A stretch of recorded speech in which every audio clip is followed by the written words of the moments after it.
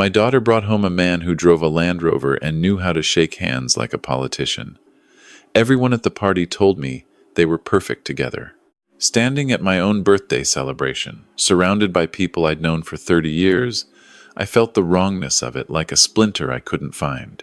That was 6 months before she pressed a folded napkin into my palm during the cake cutting and whispered, "Dad, please read this alone."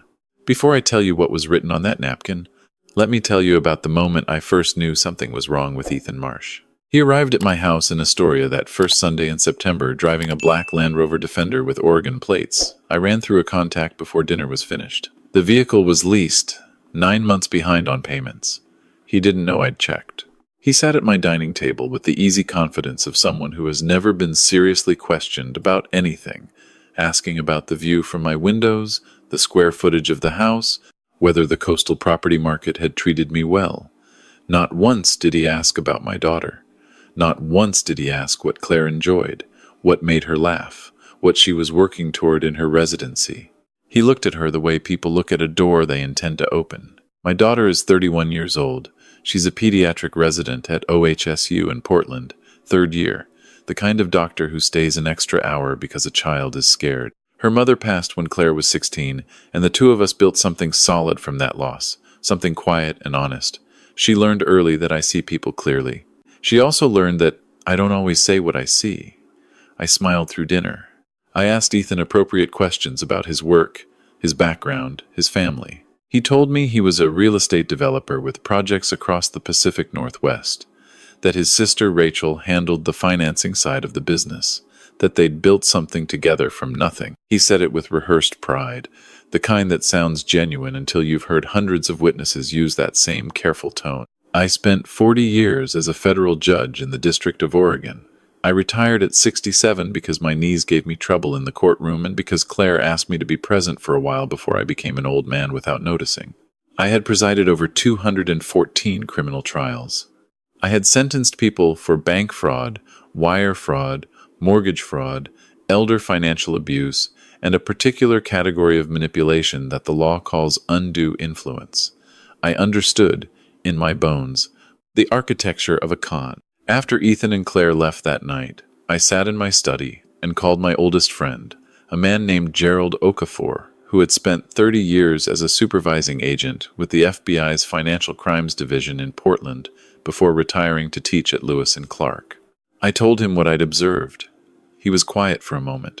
"Give me 48 hours, Gerald said. 48 hours later, he called back with a tone I recognized from courtrooms. The Land Rover was the least of it.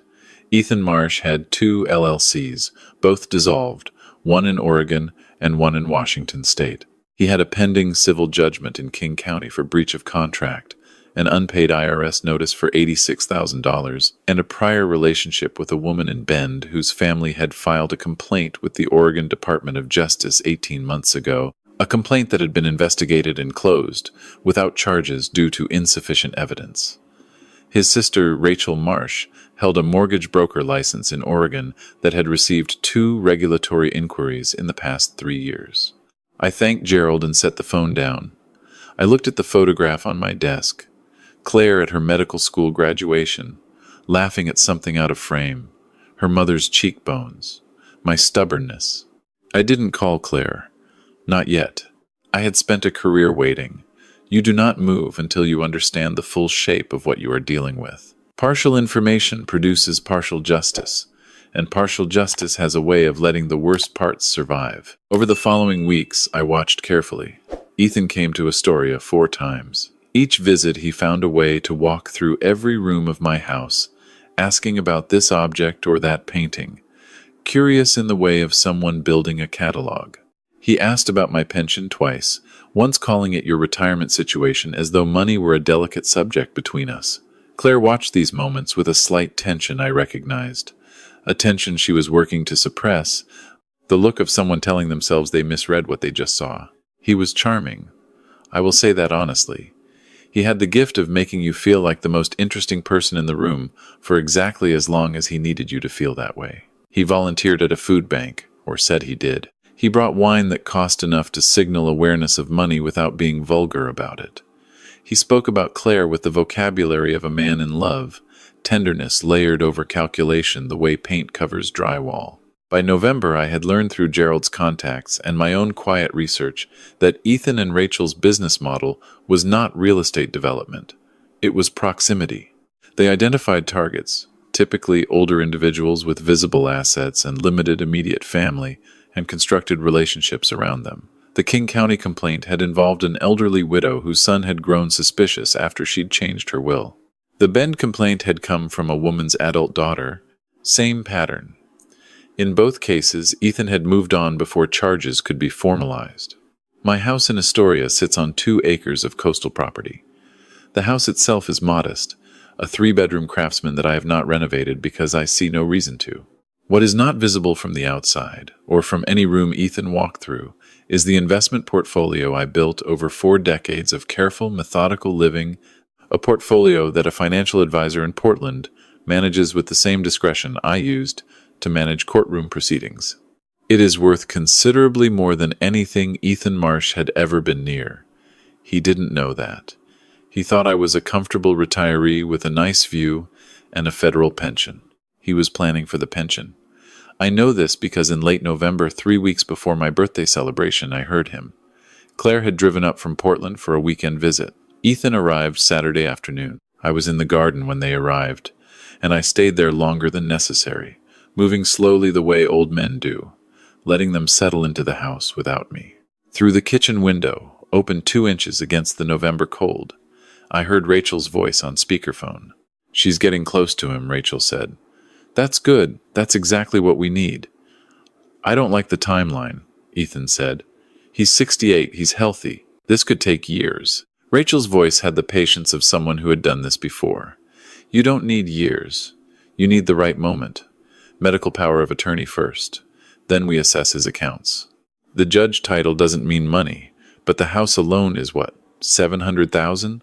Closer to 900 with the land." Ethan said, "There it is." Her voice was satisfied. "After the new year, start the conversation about his memory. Gently. She loves him. She'll believe what you tell her." I stood very still in the garden. The Pacific was gray and flat beyond the dunes. A gull passed overhead without sound. "She'll believe what you tell her." I went back inside through the side door. Claire was arranging flowers in the kitchen. She smiled when she saw me, and I smiled back. And I said nothing about what I had heard, because I needed to understand how much she already knew, and how much she had been told to believe. Over dinner that night, I watched her, watch him. What I saw clarified everything. She was in the early stages of doubt, the phase where a person has begun to sense something is wrong, but has not yet given themselves permission to name it. She was still hoping. When Ethan reached for her hand, she let him take it, but her eyes didn't warm. 3 weeks later, on the evening of my birthday celebration, she pressed a napkin into my hand.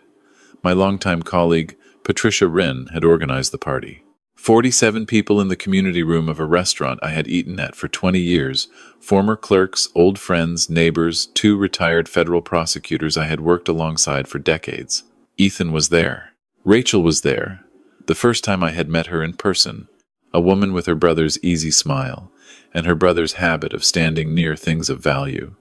I gave a short speech, ate dinner, made my way around the room, watched Ethan work it with the quiet expertise of someone who has practiced being charming at exactly this kind of gathering. He introduced himself to the prosecutors as a businessman interested in community development. He told Patricia I was like a second father to him. He said this with his hand on her shoulder and a voice full of warmth that had nothing underneath it. During the cake, Claire stood beside me. She hugged me for the photograph, and when she pulled back, she pressed the folded napkin into my left hand with a precision that told me she had been thinking about the right moment for a while. She looked at me for exactly 1 second with her mother's eyes, steady and frightened, and decided. I tucked the napkin into my jacket pocket and finished the photograph. I told 2 more jokes. I thanked Patricia, and then I excused myself to use the restroom. In a locked stall, I unfolded the napkin. Claire's handwriting, careful and small the way it always was when she was scared. Dad. 3 weeks ago, I heard Ethan on the phone with Rachel. He said they were going to convince me you have memory problems, so I'll get medical power of attorney, and they can access your accounts. He said you're the best target they found in 2 years. I didn't know how to tell you. I didn't know if you'd believe me or think I'd misheard. I thought about leaving him, but he's been watching my phone. Tonight is the first time I've had a moment alone. I'm so sorry. Please help me. Please don't let them know I told you. I'm frightened. I read it twice, folded it, put it back in my pocket. In the mirror above the sink, I saw my own face. I have been told I am difficult to read. This is a quality I work to develop because a judge, whose reactions are legible, loses half his usefulness before the first witness is sworn in. The face in the mirror was calm. Behind the calm was something I had not felt in years. A particular cold clarity that used to arrive at the start of complex cases, when all the facts aligned and the path forward became precise. I straightened my jacket and walked back out to my party. I found Ethan at the bar with one of my former clerks, a young man named Douglas who had clerked for me a decade ago and now practiced environmental law in Portland. Ethan had one hand on Douglas's shoulder and was explaining something about waterfront development. Douglas looked mildly trapped. I stood beside them. Ethan turned with his full smile deployed. "Robert, great party. You've got good people in your corner." I smiled back with everything I had. "I really do," I said. "I spoke to Gerald before I left the parking lot that night." He answered on the second ring. "I need everything formalized," I said. "The documents, the prior complaints, the dissolved LLCs, the King County judgment, the IRS notice, all of it assembled and ready." He was quiet for a moment. "When?" "When I decide to move." "How long?" "I don't know yet. A week, maybe 2. I need to talk to my daughter first." Gerald said he'd have the file ready within 3 days. Then he said, "Robert, just tell me one thing. Is she safe right now?" I thought about the napkin, about the phrase "watching my phone." "I think so," I said. "But we're going to move carefully." The next morning I drove to Portland. I didn't call ahead. I knew Claire's Sunday schedule because we had talked about it every week for 3 years, an old habit from her intern year when I worried, and she let me. I arrived at her apartment building at 9 in the morning and called her from the lobby. She came downstairs in scrubs and running shoes, and when she saw my face, she understood immediately that she didn't need to explain anything. We walked to a coffee shop 2 blocks away. She told me everything, the full version, without the constraint of a napkin. 3 weeks ago, she had gone to use Ethan's laptop to print a boarding pass while he was showering. She'd heard him come out of the bathroom and reached for the nearby phone to make it look like she hadn't used the laptop. She accidentally picked up his unlocked phone instead and saw an open message thread with Rachel. The thread contained a detailed timeline. Month 1, build trust with the daughter. Month 2, introduce the memory concern narrative. Month 3, introduce the power of attorney conversation, frame it as protection for dad. Month 4, begin asset assessment. She had set the phone face down before he came into the room. She had smiled through breakfast. She had driven back to Portland and spent 3 weeks trying to decide if she had actually seen what she saw. "He started mentioning your forgetfulness in conversations," she said. "Little things, like, 'Oh, your dad forgot he mentioned that, remember?' And I'd think, 'Did you? He's been building a file in my mind, Dad. A file about your decline.'" I watched her hands around her coffee cup, the same gesture her mother used when she was frightened. "I need to ask you something," I said. "When this is over, what do you need from me?" She looked up. "Not what you think I need," I said. "What you actually need." She thought for a moment. "I need to be the one who ends it with him. I need to do that myself. I don't want to just disappear from his life and have it feel like something was done to me again." "That's exactly right," I said. I drove back to Astoria and called Jessica Tanaka, who had been a federal prosecutor in the District of Oregon for 22 years before entering private practice. I had known her since she tried her first case in my courtroom 30 years ago. She was, without question, the most formidable attorney in the Pacific Northwest, and the only person I would trust to walk into a situation like this without wasting a single motion. She answered on the first ring the way she always did. "Robert, I have a situation," I said. "How bad?" "Bad enough for a Sunday call." She was quiet for exactly 3 seconds. "My office tomorrow morning, 8 o'clock. Jessica's office was on the 14th floor of a building in downtown Portland with a view of the West Hills. I brought Gerald's file and a printed copy of the message thread Claire had photographed on her way out of Ethan's apartment 4 days after the birthday party, when she had gone back for her winter coat and 30 seconds alone with his phone. Jessica read everything without speaking. She turned pages with the methodical calm of someone who has absorbed worse in an official capacity. She looked up, elder financial abuse, Oregon statute, Class B felony. Conspiracy, if we can tie Rachel's communications. The message thread is admissible, as found evidence if Claire photographed it on her own initiative without your instruction. She did? I had no contact with her phone that day, I said. Good. She tapped the file. Gerald's documentation establishes the pattern, prior victims, prior complaints. The King County matter didn't result in charges, but it establishes a behavioral signature. Combined with the specific intent documented in those messages, we're looking at a strong criminal referral to the district attorney. What about my position? I said. Former judge. Does that create complications? She smiled, not warmly. It creates leverage. Nobody wants the optics of prosecuting the adult child of a retired federal judge for failing to protect her father. And conversely, nobody wants the optics of letting two people walk away from targeting one. She closed the file. I'll file for a protective order this week. We'll document everything quietly for 10 days, then move. I went home and did something that required more patience than anything else in the preceding months. I continued normally. Ethan called me on Tuesday, a friendly call, asking how I was feeling after the birthday celebration. He mentioned casually that I had seemed a bit tired at the end of the evening. Had I been sleeping well? Stress at my age could affect cognitive function. Did I know that? He had an article he'd been meaning to send me. I told him I slept like a rock and had never felt sharper. I kept my voice warm and slightly oblivious. He moved to the next phase within 48 hours. He called Claire and raised the question of whether I had seemed different to her lately. She called me immediately after and told me exactly what he'd said. We had agreed she would do this. Report everything. Create a documented record of his communications. Rachel sent a text to Claire that same week. Thinking about your dad, he seems like he might need more support around the house as he gets older. If you ever want to talk about options, let me know. The word options landed like a marker planted in the ground. On the 9th day, Jessica filed for a temporary protective order in Multnomah County, restricting Ethan and Rachel from contacting me or Claire directly or indirectly.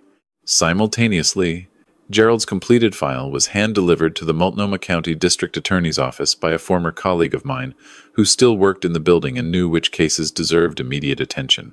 I was not there when Ethan received his copy of the protective order, but Gerald's source in the building where Ethan rented a co-working desk told us that he spent 40 minutes on the phone in the parking lot shortly after and had what witnesses described as a controlled but visibly distressed conversation. Rachel called Claire 3 times within 2 hours. Claire did not answer. Ethan called Jessica's office directly, apparently not having read the documentation carefully enough to understand that calling any representative of mine was also a violation. Jessica noted it. Claire called me that evening. Her voice was steady in a way that told me she was working to keep it that way. He texted my emergency contact number, she said, the one I use for hospital communications. He said he needed to talk to me directly, that there had been a misunderstanding, that I was being manipulated by a father who couldn't let his daughter have her own life. I pressed my hand flat on my desk. What did you do? I screenshot it and sent it to Jessica, and then I blocked every number I have for him, she said. And then I sat on my bathroom floor for 20 minutes. That's exactly right, I said. She laughed, a short and slightly exhausted sound. You keep saying that, because you keep doing it exactly right. 2 weeks after the protective order, I was contacted by the assistant to the Multnomah County District Attorney who told me, in the careful language of someone representing an office that processes serious matters, that the criminal referral was being reviewed and that they anticipated formal charges being filed within 30 days. The charges would include attempted elder financial abuse, criminal conspiracy, and wire fraud based on interstate communications documented in the message thread. Jessica informed me separately that Rachel, upon receiving notification of the investigation, had contacted the DA's office directly through her own attorney, expressing willingness to provide information about the broader pattern of conduct in exchange for sentencing consideration. She was cooperating. The partnership that had targeted a minimum of 4 people across 2 states was coming apart from the inside. I called Gerald when I heard this. He was not surprised. They always blame each other, he said. Every single time. They build these things on the assumption that nothing will go wrong, and the moment it does, there's no foundation left. What's the foundation for? I said. He was quiet for a moment. Exactly, he said. The civil matter proceeded alongside the criminal investigation. Ethan, apparently having found an attorney willing to take a case with no plausible winning argument, filed a complaint against me for tortious interference with his business relationships, alleging that I had conducted a coordinated campaign to damage his professional reputation. The claimed damages were $300,000. Jessica called me when she received the filing. She was laughing in the way that prosecutors laugh when opposing counsel files something genuinely ill-advised. "I've been waiting for this," she said, suing a federal judge for exposing a fraud. In Oregon, with this evidence file, this is the best gift he could have given us. We counterfiled with a claim for $1.8 million in damages for the documented conspiracy, the costs of investigation and legal response, and the emotional distress inflicted on my daughter. Jessica included a separate action against Rachel for her role in the coordinated scheme. Combined with the DA's criminal filing, which arrived 3 days later through the Multnomah County Court, Ethan and Rachel were now facing simultaneous criminal and civil proceedings with a documented evidentiary record that Gerald described as comprehensive enough to indict twice. The arraignment was on a Thursday morning in March. I sat in the gallery with Gerald and said nothing. Claire was not present because I had asked her to let me carry this part. She had her own weight to set down. Ethan looked different in a courtroom. I have seen this transformation hundreds of times. The performance that works in restaurants and parties and living rooms does not translate to fluorescent lighting and a judge's gaze. He stood beside a public defender and entered a not guilty plea in a voice that was too controlled, the voice of someone managing panic by gripping it very tightly. Rachel stood beside her own attorney, a woman who had clearly advised her client to convey maximum cooperation, and entered the same plea. Their eyes did not meet once. The judge set a preliminary hearing for 6 weeks out and reminded both defendants of the conditions of their release, including the existing protective order prohibiting contact with me or Claire in any form. She read this aloud and looked at Ethan specifically when she said any form, a look I recognized as the kind that experienced judges deploy when they suspect a defendant needs to hear something twice. Afterward in the parking lot, Jessica fell into step beside me without ceremony. "Their defense attorney called me this morning before the arraignment," she said. "Interested in settlement discussions. How much?" Unspecified.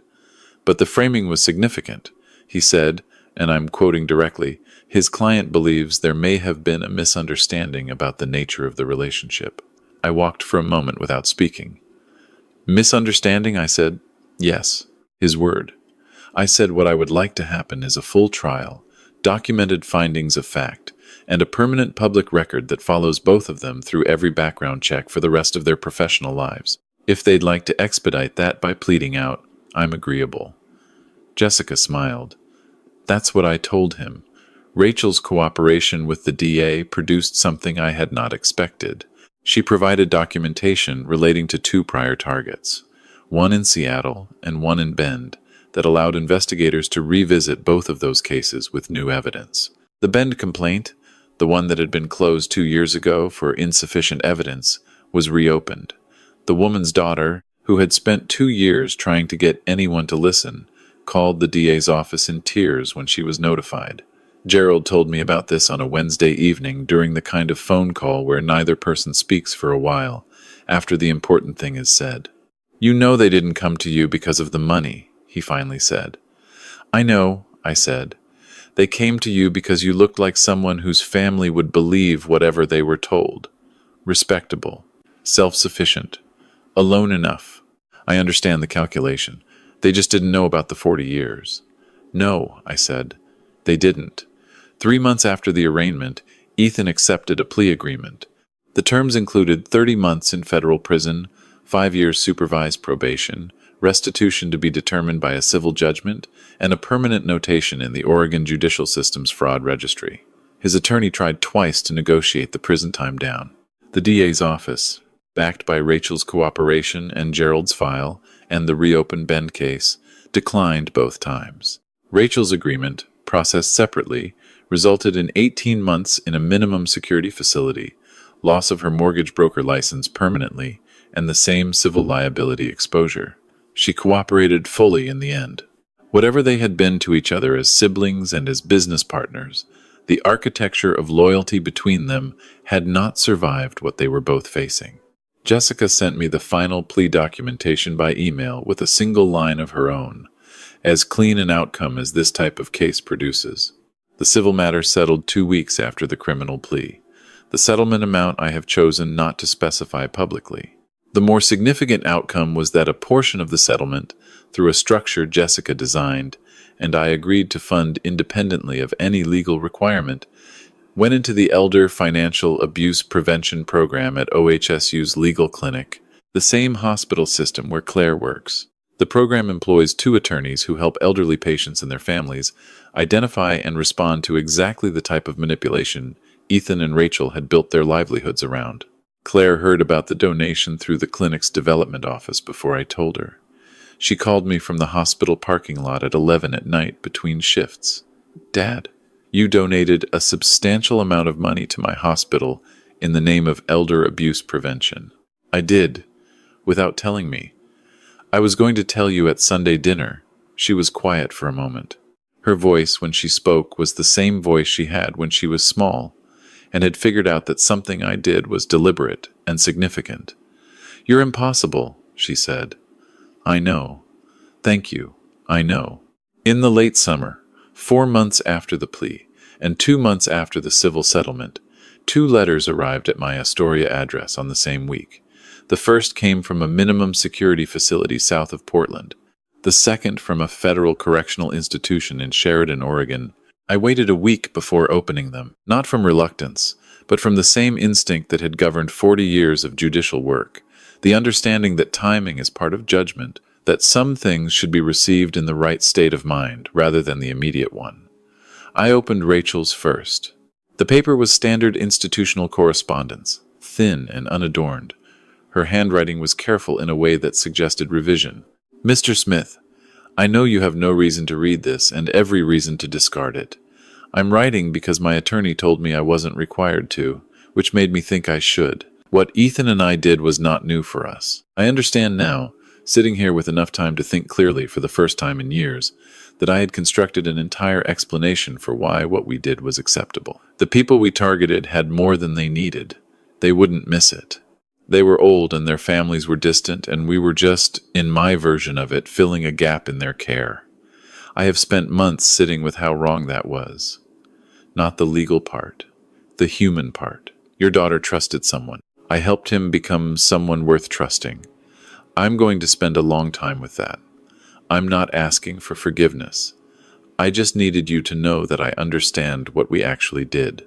I set it down and opened the second envelope. Ethan's letter was longer.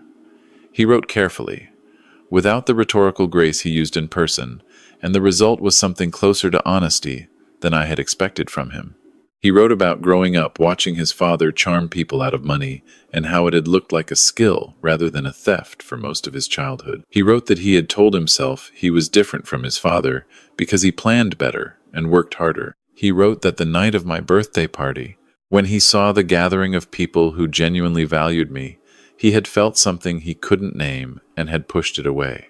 He did not use this as an excuse. He used it as an accounting, the way people sometimes do when they finally have nowhere left to redirect attention but inward. He ended with a paragraph about Claire. He said that whatever he had told himself about his motivations, she had been a person to him, a real one, and that the damage he had done to her ability to trust was the part he would carry longest. He said he hoped she found her way back to herself, and that she deserved someone who asked about her life instead of cataloging what surrounded it. I sat with both letters for a long time. The sun was going down over the Pacific, the sky doing what it does on the Oregon coast in summer, all orange and gray and restless. I wrote 2 replies. To Rachel, I wrote, "Your letter was received and read. The clarity you're describing takes some people a lifetime to reach. Others never reach it at all. Use the time you have to build something you can stand on. I don't wish you prolonged suffering. I wish you the kind of difficulty that produces character, rather than the kind that only produces damage. Stay away from my family permanently. That is not negotiable, and it is not vindictive. It is simply what is required.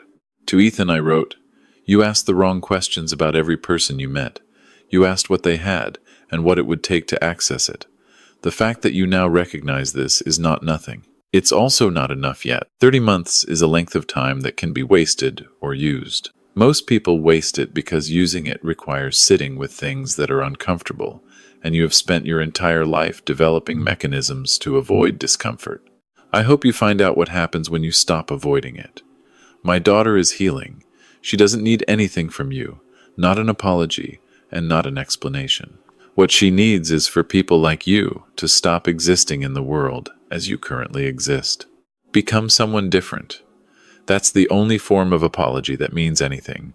I signed both letters with my name and nothing else. Claire came to Astoria for a long weekend in August. She brought groceries and a recipe she'd been meaning to try, and we cooked together the way we used to when she was in college, the radio on, the windows open to the coast air. She had started seeing someone from her residency program, a hospitalist named Marcus, who had apparently spent their first date asking exclusively about her work and whether she'd been to the Columbia River Gorge and what she wanted to do with the decade after residency. "He asked about me," she said, "not about whether you were comfortable financially or whether the house was big. He asked what you were like. What did you tell him?" She thought for a moment, stirring something on the stove. "I said you were the most patient person I'd ever met, and the most dangerous one." I laughed.